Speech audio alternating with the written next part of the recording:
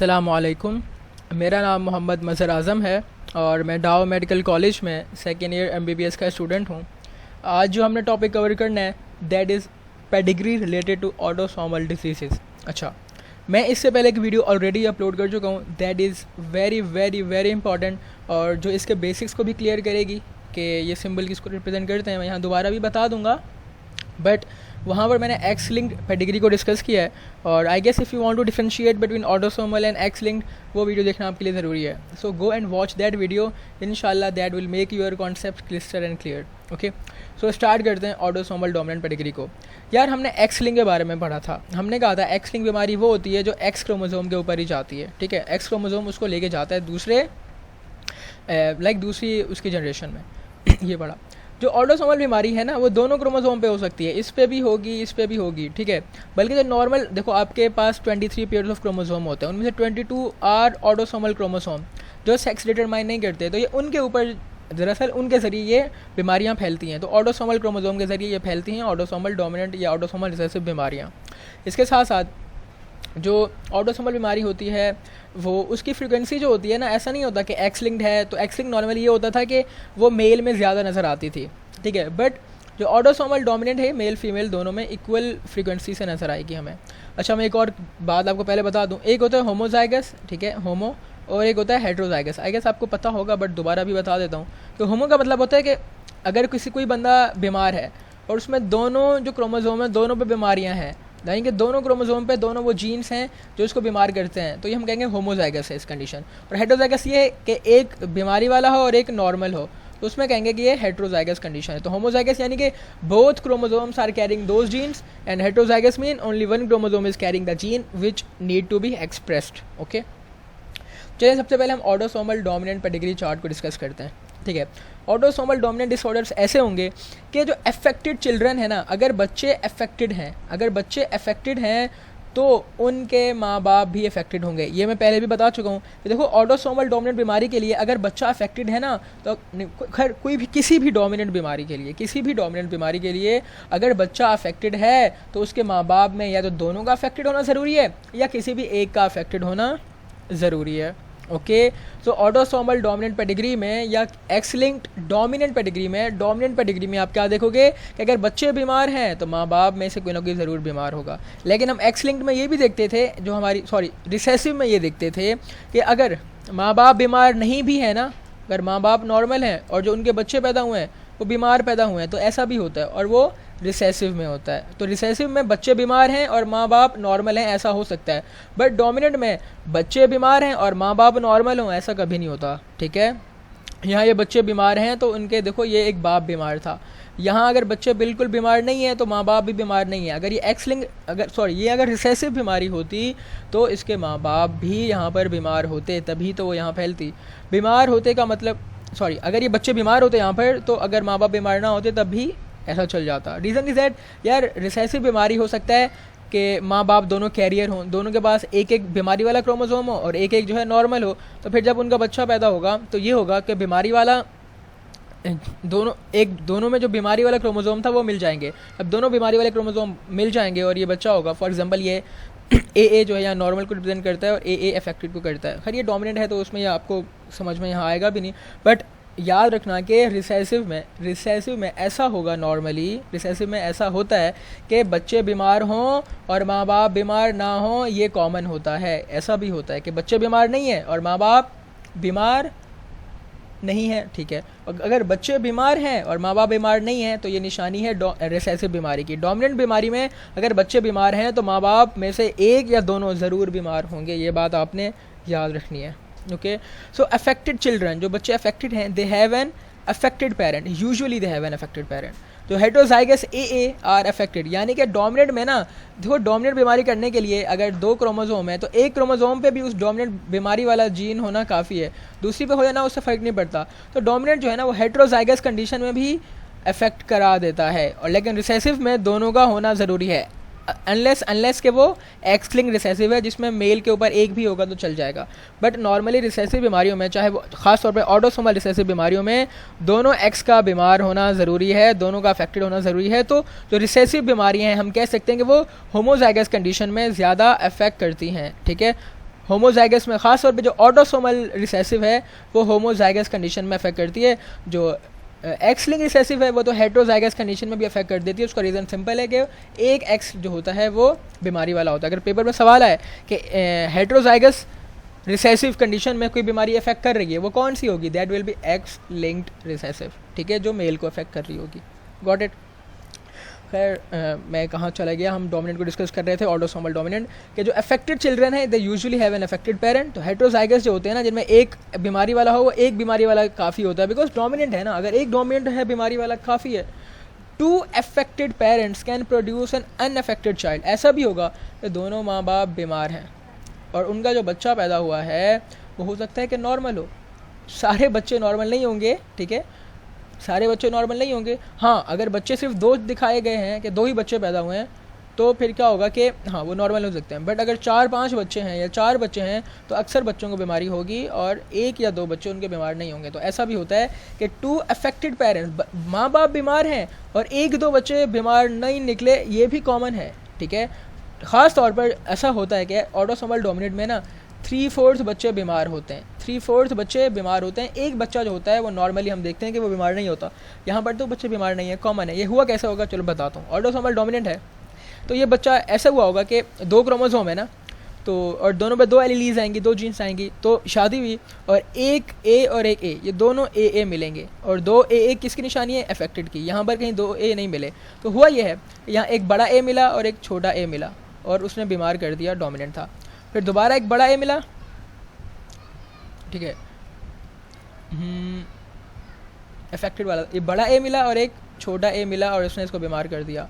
फिर क्या होगा, एक और बड़ा ए मिलेगा और ये वाला, और एक और छोटा ए मिलेगा, इसको बीमार कर देगा। फिर छोटा ए 2 दफ़ा मिलेंगे और उनको बीमार कर देगा। देखो ये तो खैर रिप्रोडक्शन का सवाल है और किस तरह होता है, जीन्स किस तरह मिलती हैं, उसमें हम चले जाएंगे। बट जहाँ पर देखो एक भी अगर अफेक्टेड वाला आ जाएगा ना, अफेक्टेड यहाँ कैपिटल ए से शो कर रहे हैं, तो वो बीमार कर देगा। हमने यहाँ यही देखा। तो ऑटोसोमल डोमिनेंट डिग्री जो है, पेडिग्री जो है, उसमें ये होगा कि माँ बाप अगर बीमार हैं तो उनके 1-2 बच्चे बीमार ना हों, ये ऐसा हो सकता है, ठीक है, ऐसा हो सकता है। ज़रूरी शर्त नहीं है कि सारे बच्चे बीमार हों। हाँ, माँ बाप बीमार हैं और उनके दोनों क्रोमोसोम बीमारी वाले हैं तो फिर सारे बच्चे बीमार होंगे। ये कैसे होंगे आप भी चेक कर सकते हैं, ठीक है। वो ऐसे चेक करें कि आप बनाएं कि ये 2 क्रोमोसोम है, एक XX है और एक YY है, ठीक है। ये इसको XY क्रोमोसोम वो वाला ना समझो ना, चलो एक काम करो, एक A ले लो, A क्रोमोसोम और एक BB क्रोमोसोम, और दोनों अफेक्टेड हैं। अब इनको मिलाओ, जब A B से मिलेगा, A B से मिलेगा, A B से मिलेगा, A इस B से मिलेगा, सब में बीमारियाँ ही होंगी, ठीक है। किसी भी तरह से मिले, क्योंकि दोनों क्रोमोसोम बीमारी वाले हैं तो बीमारी ज़रूर कराएंगे वो। So autosomal dominant disorders, affected child, affected parent. अगर बच्चे बीमार हैं तो माँ बाप में से किसी का बीमार होना ज़रूरी है। हेट्रोजाइगस कंडीशन में भी डोमिनेंट डिजीज़ शो हो जाती है। और जो अफेक्टेड पेरेंट्स हैं they can produce an unaffected child. ये 2 माँ बाप अफेक्टेड थे, उनके 1-2 बच्चे बीमार नहीं हैं, कॉमन है। लेकिन यहाँ देखो, यहाँ 2 माँ बाप बीमार नहीं थे तो बच्चे भी बीमार नहीं होंगे। ये शर्त है डोमिनेंट डिग्री पेडिग्री की, अगर माँ बाप बीमार नहीं हैं तो बच्चे बीमार नहीं होंगे, ठीक है। अक्सर बच्चे बीमार नहीं होंगे, ऐसा होगा, ओके। इस पर कन्फ्यूज़ ना होना, मैंने एक पहले भी बात की, वो ये कि मैं दरअसल इसको दूसरे लफ्ज़ों में बोल दिया है। मैंने ये बोला था ना कि अगर बच्चे बीमार हैं तो माँ बाप का बीमार होना ज़रूरी है। यहाँ बच्चे बीमार नहीं है तो ठीक है, माँ बाप बीमार नहीं है। अगर यहाँ बच्चे बीमार होते तो यहाँ पर किसी का बीमार होना ज़रूरी था, okay. 2 unaffected parents will not have an affected children. 2 unaffected parent हैं, अफेक्टेड नहीं है, उनके बच्चे भी अफेक्टेड नहीं होंगे। Both male and female are affected with equal frequency. दोनों मेल और फीमेल इक्वल फ्रीक्वेंसी से अफेक्टेड होते हैं। मैं इसको यहाँ से भी समझाता हूँ। ऑटोसोमल डोमिनेंट था ना, ये रहा। देखिए जो अफेक्टेड चिल्ड्रन होते हैं वो अफेक्टेड पेरेंट्स से ही पैदा होंगे। अगर बच्चे अफेक्टेड हैं तो उनके पेरेंट्स का भी अफेक्टेड होना ज़रूरी है। देखो यहाँ पर ये 2 माँ बाप हैं, वो अफेक्टेड थे तो उनके बच्चे भी अफेक्टेड हैं। अफेक्टेड बच्चे हैं तो माँ बाप भी अफेक्टेड हैं। Both male and female are affected with equal frequency. ऐसा नहीं होता कि ज़्यादा लड़कों को बीमारी हो रही है, ज़्यादा लड़कियों को हो रही है। ऑटोसोमल है ना, और ऊपर से डोमिनेंट है, तो ऑटोसोमल डोमिनेंट दोनों को इक्वल फ्रीक्वेंसी से अफेक्ट करता है। लेकिन जो एक्स लिंक डोमिनेंट होता है ना, जो एक्स लिंक डोमिनेंट होता है और ख़ास तौर पर फादर को हो तो फादर्स, अगर एक्स लिंक डोमिनेंट बीमारी और फादर को हो तो फादर से सारी बेटियों में जाती थी, वो हमने एक्स लिंक में देखा था। लेकिन ऑटोसोमल डोमिनेंट में अगर माँ को है बाप को है कोई फ़र्क नहीं पड़ता, दोनों में जाएगी, ठीक है। और 50% children affected from affected parents. अगर एक पेरेंट अफेक्टेड है तो उसके आधे बच्चे अफेक्टेड होंगे। अगर एक पेरेंट अफेक्टेड है ऑटोसोमल डोमिनेंट में तो आधे बच्चे अफेक्टेड होंगे। Trait does not skip generation, भाई डोमिनेंट बीमारी जनरेशन को स्किप ही नहीं करती। जहाँ पर भी देखोगे जनरेशन स्किप हो रहा है, समझ जाना कि वो रिसेसिव बीमारी है। लेकिन जहाँ भी देखो बोलोगे यहाँ जनरेशन स्किप हो रहा है, अरे कैसे जनरेशन स्किप हो रहा है, माँ बाप बीमार हैं, नहीं है ना। तो अगर माँ बाप बीमार नहीं है तो बच्चों को बीमारी वो नहीं करेंगे, ये डोमिनेंट की निशानी होती है, ओके। लेकिन अगर ऐसा होता कि एक बाप या माँ बीमार होती और बच्चे सारे बीमार ना होते तो वो होता कि हाँ ये रिसेसिव है। अगर ऐसा होता कि फॉर एग्जांपल ये एक बाप है, ये बीमार है और उसके सारे बच्चे नॉर्मल हैं, अगर ये सारे बच्चे उसके नॉर्मल हैं तो इस बात की निशानी थी कि रिसेसिव है, क्योंकि पेरेंट बीमार है और फिर भी जनरेशन स्किप हो रही है, तो ये बात निशानी होती है रिसेसिव की। तो ये ऑटोसोमल जो डोमिनेंट डिसऑर्डर्स थे वो ये थे, ठीक है।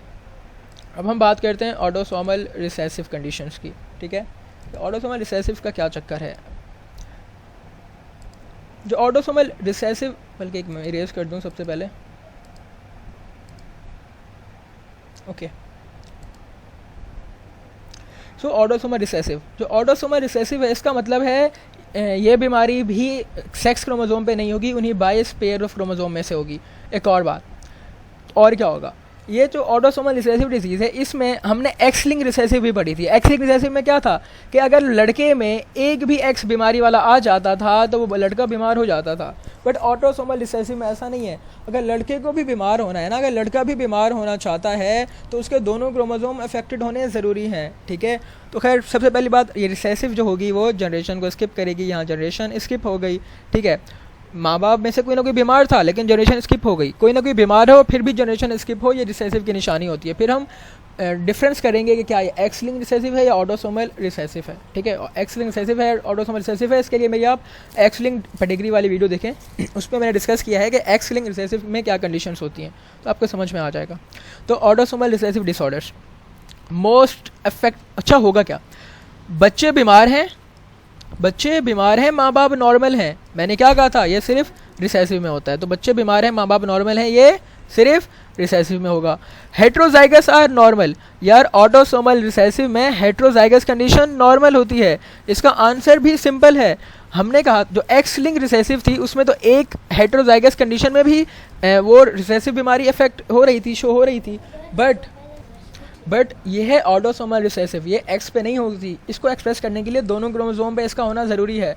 सो यहाँ पर अगर हेट्रोजाइगस कंडीशन होगी तो ऑटोसोमल रिसेसिव शो नहीं होगी। मैंने कोई एमसीक्यूज भी बताया था कि ऐसी कौन सी बीमारी है रिसेसिव वाली जो कि हेट्रोजाइगस कंडीशन में भी अफेक्ट हो जाती है, शो कर देती है, that is X linked recessive, okay. ये एमसीक्यूज का पार्ट है।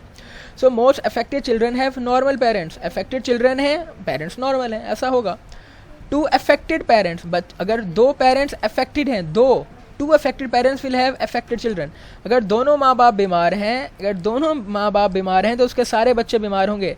दोनों माँ बाप बीमार हैं, सारे बच्चे बीमार हैं, ये निशानी है ऑटोसोमल रिसेसिव की, ठीक है। एक्स लिंक रिसेसिव में भी ऐसा होगा, बट रिसेसिव की है कि दो माँ बाप बीमार हैं, सारे बच्चे बीमार होंगे, ये रिसेसिव में होंगे। डोमिनेंट में हमने देखा था ना कि दोनों माँ बाप बीमार थे तो कुछ ना कुछ बच्चे रह जाते थे बीमारी से, ठीक है, क्योंकि हो सकता था वो कैरियर, वो इस तरह कंडीशन हो कि एक उनका नॉर्मल था, जब नॉर्मल मिलते थे तो वो एक्सप्रेस नहीं होते थे। बट रिसेसिव में तो सारे क्रोमोसोम पे बीमारियाँ होंगी ना, जब सारे क्रोमोसोम आपस में जिस तरीके से भी मिलेंगे वो बीमार तो ज़रूर करेंगे। सो ऑटोसोमल रिसेसिव में अगर दोनों माँ बाप बीमार हैं तो सारे बच्चे बीमार होंगे। ऑटोसोमल रिसेसिव में अगर दो माँ बाप बीमार हैं तो सारे बच्चे बीमार होंगे। Affected individual with homozygous normal mate will have normal children, यहाँ देखो ये इंडिविजुअल अफेक्टेड है, लेकिन जिसने इससे मेटिंग की है ना वो बंदा बिल्कुल ठीक था, ए वाला था, तो अब कैसे मिलेगा कि कैपिटल ए स्मॉल ए मिला तो नॉर्मल बच्चा पैदा हो गया, स्मॉल ए कैपिटल ए मिला तो दोबारा नॉर्मल, फिर कैपिटल ए स्मॉल ए दोबारा नॉर्मल, ठीक है। तो हमने ये देखा कि एक ऑटोसोमल रिसेसिव बीमारी है और ये ऐसा हो रहा है कि एक नॉर्मल एक बंदा अफेक्टेड है पूरी तरह से, इस बीमारी से पूरी तरह से अफेक्टेड है। और याद रखना अगर ये बीमारी ऑटोसोमल रिसेसिव है तो उसमें दोनों क्रोमोसोम अफेक्टेड होना ज़रूरी है। अब ये बंदा पूरी तरह अफेक्टेड है, इसने एक नॉर्मल बंदे से शादी कर ली जिसको बीमारी है ही नहीं, कैरियर भी नहीं है वो, तो उनके सारे बच्चे नॉर्मल पैदा होंगे, हाँ कैरियर हो सकते हैं, ठीक है। सो क्या अगर एक बंदा पूरी तरह से अफेक्टेड है और एक नॉर्मल है, तो और बीमारी है रिसेसिव, ख़ास तौर पे ऑटोसोमल रिसेसिव, तो उसके सारे बच्चे नॉर्मल पैदा होंगे। Close relative who produce are more likely to have affected children. अच्छा, जो ऑटोसोमल रिसेसिव बीमारी होती है ना, जो कंसेंगुइनस मैरिज होती है ना, जो कजन्स में मैरिज होती है, उनमें अपीयर हो जाती है। Both male and female equal frequency से अफेक्टेड होते हैं। एक्स लिंक्ड रिसेसिव में इक्वल फ्रीक्वेंसी नहीं होती थी, उसमें मेल ज़्यादा अफेक्टेड होते थे, बिकॉज उनको अफेक्ट करने के लिए एक एक्स लिंक का होना काफ़ी होता था। लेकिन ऑटोसोमल रिसेसिव में दोनों इक्वल फ्रीक्वेंसी से अफेक्ट होते हैं। That is a important part here. So ये थी हमारी एक्सप्लेनेशन जो मैं एक्सप्लेन करना चाह रहा था। अगर मैं यहाँ से भी एक्सप्लेन करना चाहूँ तो मैं आपको शो कर देता हूँ कि जो ऑटोसोमल रिसेसिव होती है उसकी कंडीशन क्या है। Affected children born to affected और कैरियर पेरेंट। अगर चिल्ड्रन अफेक्टेड हैं तो हो सकता है उनके पेरेंट्स अफेक्टेड ना हो। यही बात कह रहे हैं कि अफेक्टेड चिल्ड्रन जो हैं या तो अफेक्टेड पेरेंट्स से पैदा होंगे या कैरियर से। जब कैरियर से पैदा होंगे तो उन माँ बाप में बीमारी नहीं होगी। Both male and female equal frequency से अफेक्ट हो रहे हैं, ओके। लेकिन एक्स लिंक्ड में मेल ज़्यादा अफेक्ट होते हैं, ये एमसीक्यू का पार्ट है। If both parents are carrier, अगर दोनों पेरेंट्स कैरियर हैं, अगर लाइक ये कंडीशन है और ये है और ये है कि इसमें इसको भी बीमारी है और इसको बीमारी है, लेकिन ध्यान रखना ये एक्स लिंक नहीं है। ये ना कहना कि एक को बीमारी होगी तो ये कर देगा, नहीं, ये नॉर्मल ही है, ठीक है। अगर आपको इस तरह से कन्फ्यूजन है तो अब ये समझो कि ये कंडीशन है और ये कंडीशन है, ये बीमारी वाला है, ये भी बीमारी वाला है, लेकिन ऑटोसोमल रिसेसिव है तो दोनों कैरियर हैं। जब इनकी शादी होगी आपस में तो ए बी से मिलेगा तो बीमारी कर देगा, फिर ए जो है इस बी से मिलेगा बीमारी नहीं करेगा। ये ए बी जब मिलेगा इससे तब भी हो सकता है जब ये इससे मिले तो ना इफेक्ट हो, डिपेंडिंग के क्रोमोसोम कौन सा किससे मिल रहा है। यहाँ देखो एक पेरेंट अफेक्टेड था, जब एक पेरेंट अफेक्टेड था तो उनके बच्चे कितने हुए, ये 1, ये 2 और ये 3। जब 3 बच्चे पैदा हुए तो एक में ये बीमारी एक्सप्रेस हो गई। तो नॉर्मल यही होता है कि एक को हो ही जाती है अगर दोनों क्या हों, कैरियर हों। अगर 4 बच्चे होंगे और 4 में से एक को हो रही है और माँ बाप नॉर्मल हैं, 4 बच्चे 4 में से एक को हो रही है और माँ बाप नॉर्मल हैं, समझ जाना ये ऑटोसोमल रिसेसिव है, okay. Trait of an skip generation recessive है तो करेगी, ठीक है। और more likely to appear in progeny of related individual, यानी कि वही बात है कि जो कॉन्सेंगुइनस मैरिज होंगी ना उनमें ज़्यादा एक्सप्रेस होती है। CONGAIOUS कॉन्सेंगुइनस मैरिज में ज़्यादा होती है। और जो सिकल सेल डिजीज़ है और सिस्टिक फाइब्रोसिस हैं वो आप इसकी एग्जांपल्स हैं, ठीक है। सो स्टूडेंट्स, ये था हमारा टॉपिक, ठीक है। और इसमें हमने ऑटोसोमल डोमिनेंट और रिसेसिव को डिस्कस किया। मैं ये आप इसका स्क्रीनशॉट ले लें, इसमें भी वही कुछ बातें लिखी हैं जो इंपॉर्टेंट है, ठीक है। आप इसका स्क्रीनशॉट लेके इनको एक दफ़ा पढ़ लें, you will get to know के क्या है, ठीक है। ये क्वेश्चन है, हम इसको सॉल्व करते हैं और देखते हैं कौन सी बीमारी है, ठीक है। कि सबसे पहले हम हमेशा ही चेक करते हैं, नीचे आंसर तो लिखा है मुझे पता है, बट आप आंसर को ना देखें, जस्ट फोकस कि हम इसको पहुंचते कैसे हैं, इस तरह किस तरह पहुंचते हैं इस तक। हम पहले देखते हैं एक्स लिंक्ड है या नहीं है, ओके। पहले हम एक्स लिंक देखते हैं और एक्स लिंक में हम देखते हैं पहले क्या ये एक्स लिंक रिसेसिव है या नहीं है। अगर एक्स लिंक रिसेसिव थी तो बाप से बेटे में कभी नहीं जाती, तो ये एक्स लिंक रिसेसिव तो नहीं है। क्या एक्स लिंक डोमिनेंट है? अगर एक्स लिंक डोमिनेंट है, बाप बीमार है तो सारी बेटियों को बीमार करता है, तो इस बेटी को इसने बीमार किया, इस बेटी को इसने बीमार किया, इस बेटी को बीमार किया, नहीं किया, तो एक्स लिंक डोमिनेंट भी नहीं है, एक्स लिंक रिसेसिव भी नहीं है। और किसी बात है ऑटोसोमल, अगर ऑटोसोमल रिसेसिव है तो फिर क्या होगा? अगर ऑटोसोमल रिसेसिव है तो इनकी शादी होगी, जब शादी होगी तो ये पेरेंट है और इसने अपने एक बेटे को बीमार किया, फिर एक बेटे को बीमार नहीं किया, फिर एक बेटी, यानी कि एक बेटा, एक बेटी और एक और बेटी अफेक्टेड है। अब ये ऑटोसोमल रिसेसिव है नहीं है, इसके लिए हमें बहुत कुछ करना पड़ेगा, ठीक है। We have to solve a lot of questions जो हम यहाँ नहीं करेंगे, हम ऑटोसोमल डोमिनेंट से चेक करेंगे। अगर डोमिनेंट है तो एक का भी अफेक्टेड होना काफ़ी है, तो ये है। और यहाँ देखो कि each affected individual has an affected parent, her affected individual है उसका एक अफेक्टेड पेरेंट है, तो और जनरेशन स्किप नहीं हो रही। अफेक्टेड इंडिविजुअल है, अफेक्टेड पेरेंट है, और अनअफेक्टेड इंडिविजुअल है, अनअफेक्टेड पेरेंट है। ये भी तो डोमिनेंट की निशानी है ना कि अनअफेक्टेड। देखो जब भी बीमारी चेक करो ना, डोमिनेंट पहले चेक कर लिया करो, खुद ही पता चल जाएगा, ठीक है। हमने पहले एक्स लिंक डोमिनेंट चेक करो कि अगर बाप है एक्स लिंक डोमिनेंट तो सारी बेटियों को बीमार करेगा, लेकिन सारी बेटियों को बीमार नहीं किया तो एक्स लिंक डोमिनेंट तो नहीं है। जनरेशन स्किप नहीं कर रही तो यानी कि रिसेसिव भी नहीं है। और रिसेसिव नहीं है किस तरह पता चलेगा? वो इस तरह पता चलेगा कि ये माँ बाप नॉर्मल हैं तो बच्चे भी नॉर्मल हैं, तो ये भी किसकी निशानी है? ये भी डोमिनेंट की निशानी है। अब एक्स लिंक डोमिनेंट तो है नहीं, तो ऑटोसोमल डोमिनेंट ही बचता है और वो इसका आंसर है, ओके। इस तरह क्वेश्चन को आपने थोड़ा अप्रोच करना है।